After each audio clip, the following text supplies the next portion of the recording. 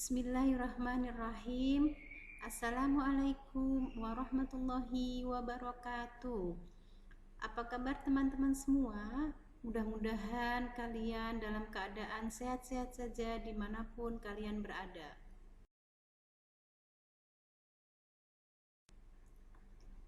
Pada pertemuan kali ini, kita akan mempelajari tentang penyesuaian diri makhluk hidup dengan lingkungannya.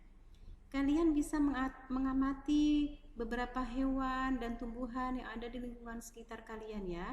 Kalian bisa mengamati corak pada sayap kupu-kupu ya. Nah, dapatkah kalian menemukan persamaan antara corak pada sayap kupu-kupu dengan mata burung hantu? Nah, sekiranya dengan tujuan apa mereka melakukan dan mempunyai bentuk tubuh yang seperti itu? Oke. Dengan mempelajari penyesuaian diri makhluk hidup dengan lingkungannya, kalian diusahakan dapat mengidentifikasi cara hewan dan tumbuhan menyesuaikan dengan lingkungannya untuk mempertahankan hidup.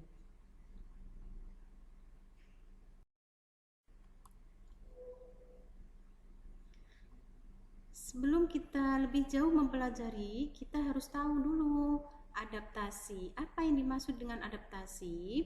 Adaptasi adalah kemampuan makhluk hidup untuk menyesuaikan diri dengan lingkungan hidupnya. Nah, itu disebut dengan adaptasi.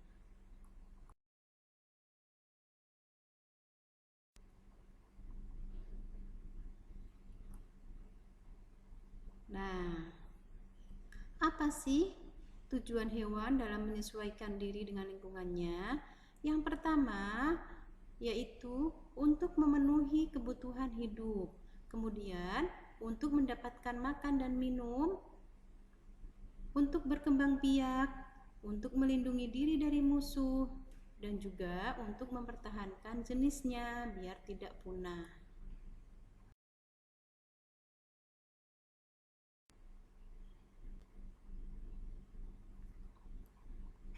Nah, kita pelajari beberapa bentuk penyesuaian hewan ya. Penyesuaian hewan dengan lingkungannya. Yang pertama, bentuk penyesuaian dalam memperoleh makanan. Kemudian yang kedua, dalam mempertahankan diri. Dan yang ketiga, pada kondisi ekstrim.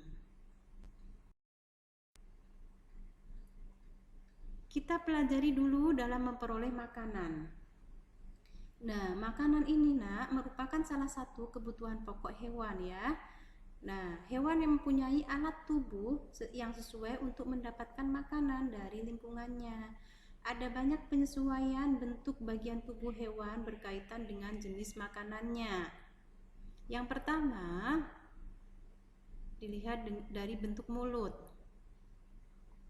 Ada hewan yang termasuk mulut penggigit dan pengunyah. Contohnya adalah belalang ya. Kemudian hewan yang termasuk mulut penusuk dan penghisap. Contohnya adalah pada nyamuk. Kemudian yang ketiga termasuk mulut penjilat. Contohnya adalah kupu-kupu.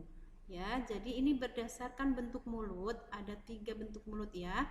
Mulut penggigit dan pengunyah, mulut penusuk dan penghisap, dan juga mulut penjilat ya. Ini jilatin nektar pada bunga.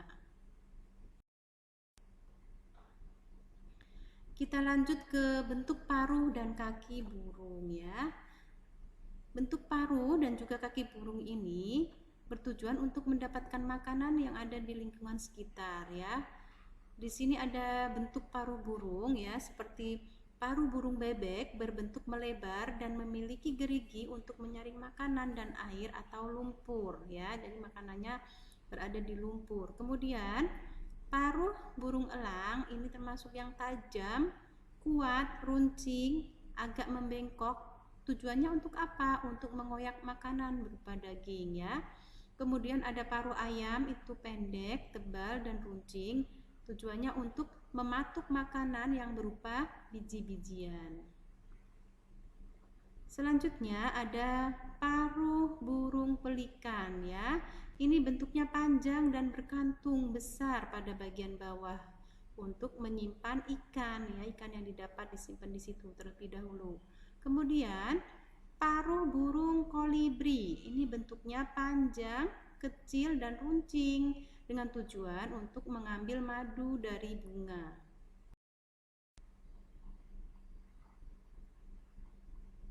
Nah, sekarang kita pelajari dulu bentuk paruh dan kaki burung ya. Setiap burung memiliki bentuk kaki dan paruh yang berbeda-beda. Bisa dilihat di situ seperti kaki pada ini ayam ya. Kaki pada ayam ini termasuk jenis kaki pengais ya. Dia hanya memiliki 3 jari menghadap ke depan dan 1 tumbuh ke belakang. Fungsinya yaitu untuk mengais tanah dan mencari makanan.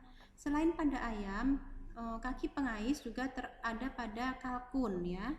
Kemudian ada kaki petengger. Kaki petengger ini ada di burung kakak tua dan juga burung nuri ya. Jari kakinya panjang dan datar yang membantu burung untuk bertengger pada ranting-ranting pohon. Kemudian ada juga kaki perenang. Kaki perenang ini terdapat pada bebek dan angsa ya. Memiliki selaput dia ciri-cirinya ya, memiliki selaput yang berguna untuk berenang dan berjalan di lumpur. Kemudian ada kaki pemanjat. Nah, kaki pemanjat ini dimiliki oleh burung pelatuk ya.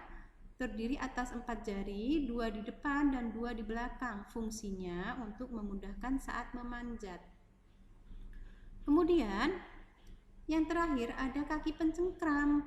Kaki pencengkram ini dimiliki oleh burung elang dan burung hantu ya. Jadi jari kakinya pendek, kemudian kukunya melengkung tajam dan cakarnya yang kuat untuk mencengkeram mangsa.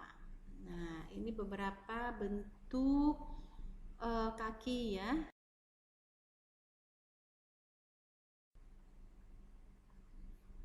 Selanjutnya kita pelajari bentuk gigi.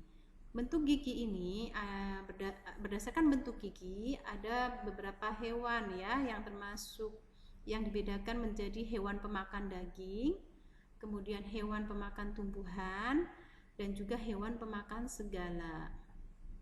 Nah, hewan pemakan daging ini dia mempunyai bentuk taring yang tajam ya, karena untuk mengoyak mangsa. Kemudian yang hewan pemakan tumbuhan ini dia mempunyai ciri-ciri gigi seri dan geraham yang kuat ya untuk mengunyah rumput. Kemudian pada hewan yang pemakan segala ini ciri-cirinya adalah dia mempunyai gigi seri, gigi taring dan gigi geraham yang baik ya. Contohnya pada monyet ya, itu kenapa kok mempunyai gigi seri, taring, geraham yang baik?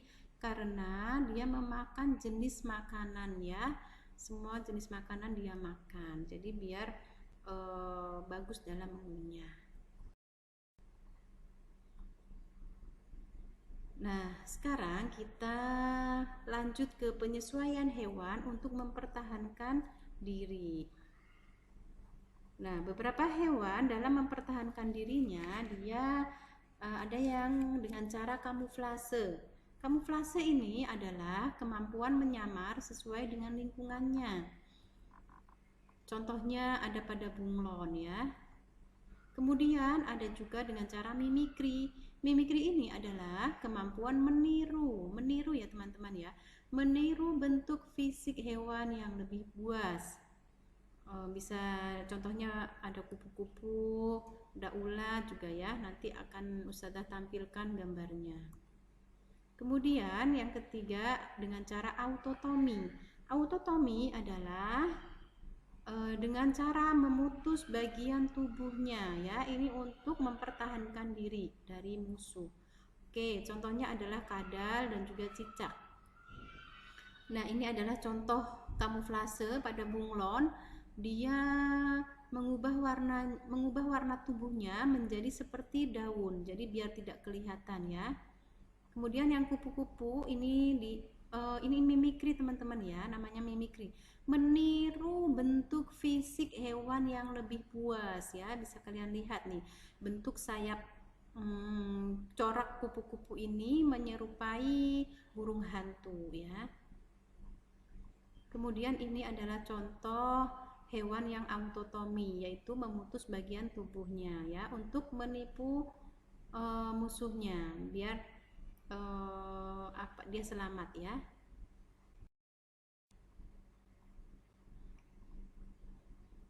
Masih penyesuaian hewan untuk mempertahankan diri. Selanjutnya adalah dengan kelenjar bau. Contohnya ada pada walang sengit dan juga sigung. Kemudian dengan mengeluarkan bisa dan juga sengat. Contohnya ini ada anemon, belut, listrik, dan juga ubur-ubur. Kemudian ada juga yang berpura-pura mati ya, yaitu contohnya pada kubang badak.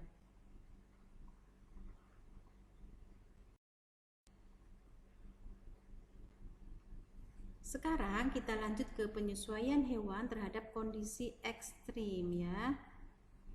Nah, ada beberapa hewan ya yang di gurun ini memiliki harus bertahan hidup ya, karena gurun ini kan lingkungannya sangat panas, jadi dia harus bertahan hidup.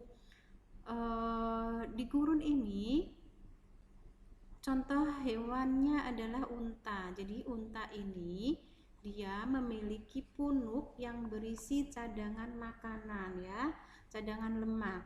Nah, lemak yang disimpan di dalam punuk ini akan pecah menjadi energi ketika unta tidak menemukan makanan di gurun ya teman-teman ya.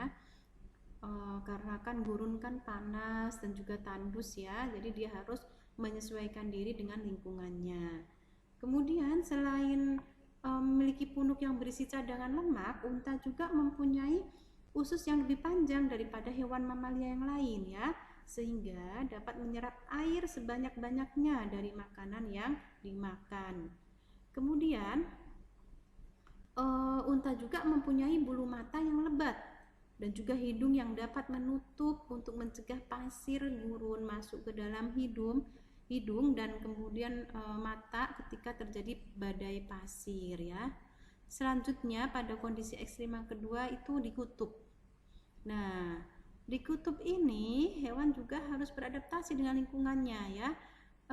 Ini contohnya ada penguin ya. Penguin ini mempunyai timbunan lemak yang tebal di bawah kulit. Di bawah kulitnya dia menimbun lemak yang tebal. Untuk apa? Untuk menjaga tubuhnya tetap hangat ya, meskipun di suhu yang dingin. Nah, sekarang kalau tadi beberapa penyesuaian hewan, sekarang kita belajar ke penyesuaian tumbuhan ya. Penyesuaian diri tumbuhan dengan lingkungannya ya. Yang pertama, penyesuaian dengan habitat. Nah, ini ada contohnya eceng gondok dan juga teratai. Eceng gondok dan teratai ini mempunyai daun tipis untuk meningkatkan penguapan. Akarnya lebat dan berserabut untuk menjaga keseimbangan dan mempunyai batang berongga untuk mempermudah mengapung. Kemudian ada kantong semar. Kantong semar ini dia termasuk tumbuhan insektivor, yaitu tumbuhan yang pemakan serangga. Daunnya termodifikasi membentuk kantong. Adaptasi ini dilakukan karena hidup di daerah yang sedikit mengandung nitrogen. Kemudian ada Venus flytrap. Venus flytrap ini termasuk tumbuhan insektivor juga ya, pemakan serangga. Dia memiliki rambut sensor, kemudian daun akan mengatup jika ada mangsa yang hinggap. Kemudian ada kaktus. Kaktus ini beradaptasi ya, dia daunnya menyerupai duri. Gunanya untuk apa? Gunanya untuk mengurangi penguapan dan juga melindungi diri. Kemudian batang kaktus ini berdaging untuk menyimpan air ya, karena kaktus ini kan hidupnya di daerah yang gersang ya. Kemudian akar yang panjang untuk memperluas daerah penyerapan.